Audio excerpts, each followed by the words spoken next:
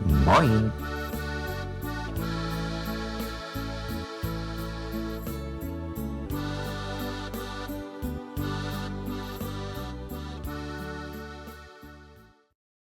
O que é baixo-saxão? O baixo-saxão é uma língua germânica ocidental descendente do saxão antigo, que também é um dos ancestrais do inglês. Após séculos de marginalização, hoje é oficialmente reconhecida no norte da Alemanha e no nordeste dos Países Baixos. Várias comunidades nas Américas também falam o baixo-saxão atualmente, incluindo alguns grupos menonitas. Na Alemanha, costuma ser chamado de alemão baixo, embora esse nome possa ser enganoso. Teugen op Bronstein. Wat zeg's, Marleen? Vroeg Silke und holt Etenpacken ut den Keulschap.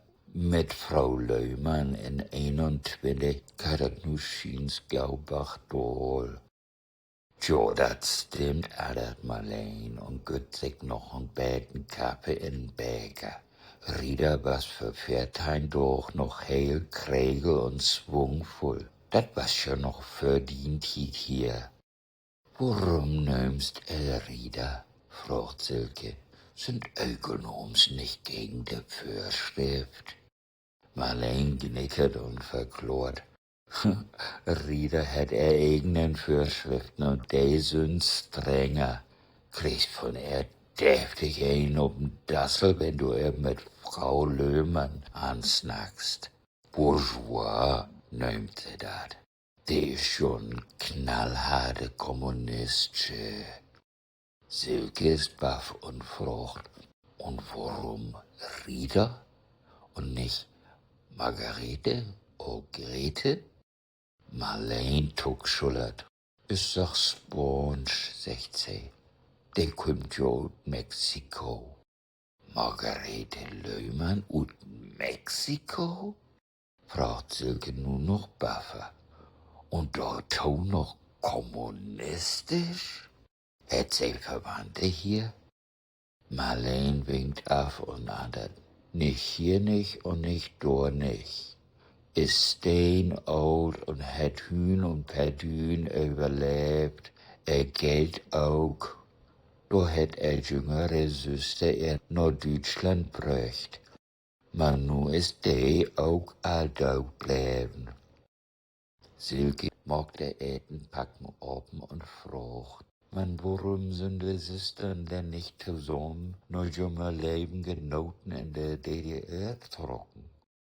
Die wollen mit dem Ostblock nichts zu tun haben. Nur hör mal, Silke. Wie zwei Könche alt zusammen. Da vertell ich dir wat. Heel vertraulich. Kann sehen, dat is nicht professionell, tustert Marleen. Warum vertell dat nicht wieder? Ich will schon nicht noch ob der Arbeit als ein Sludergrät verroten waren. Woso nicht? Fragt Silke knäpsch. Bist dat all anerwegens? Marleen grinsmüstert und annert slagvaardig. Man bloß in Kroog an der Teig und dann lacht und pruscht die zwei miteinander und glupt gau nur rechts und nach links und dann nur mal ernsthaft. Hört ho, sagt Marleen.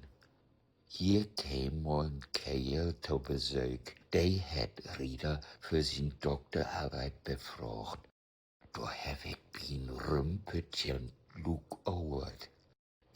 Irland wären all Kommunisten und sind von Hamburg nach Mexiko utwandert, noch für dat Hitler sich hier dat Regier übern Schnurr reden ha.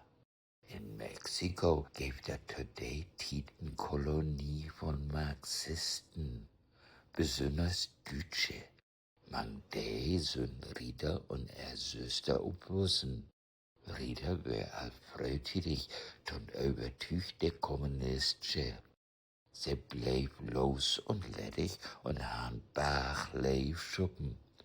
So was da in den Dorkring, eins ut Topsche-Theorie und Freigeefsche Leef.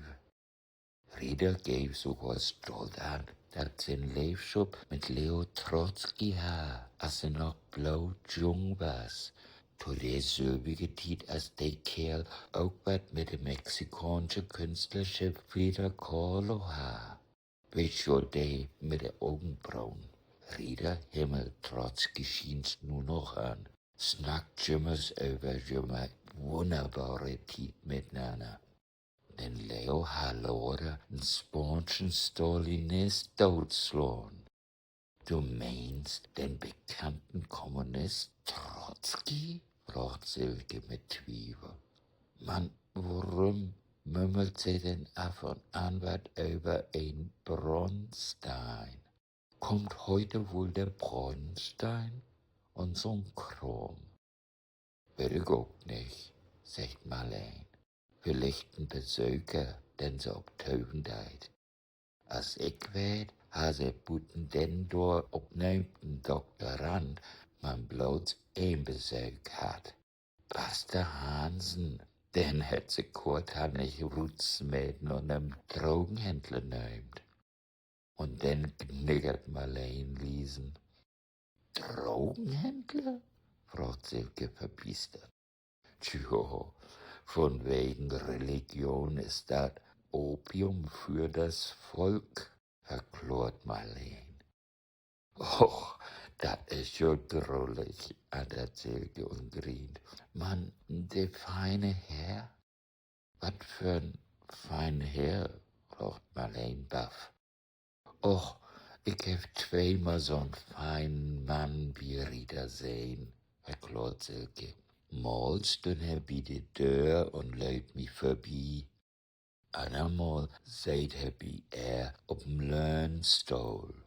Uschlich swart und wit Haar, ein Spitzbord und ovale Brillengläs. Mal no kicken, sagt Marleen. Nö, in Besökerbuch find ich man bloß die opnämten zwei und die. Silke fällt hebbelig in Wort. Nur hör mal to, was Google te sagen hat. Lev Davidowitsch Bronstein, später bekannt als Leo Trotzki, gestorben 21.08.1940 in Coyoacán, Mexiko. Gau, kiek die gau Du ist sie schon, der feine Herr. Ob de Deel. Wüsste man an der Tür vorbei. Wat? Marleen dreht sich und päst nach der Tür, kiekt noch Buten an. Ich seh nimm's, sagt sie und fangt an, der Tür lang zu gehen, mit Silke achteran. Die Tür nach Rieder Stuf ist oben. Der Old liegt da mit offenen Augen und Grinsmüstern. Marleen kiekt und rührt Edneponau an und sagt, sie schüsste man weg von hier. Silke kiekt ihr traurig, man auch zufrieden an und sagt, für was mag sie zusammen das Besit in Mexiko?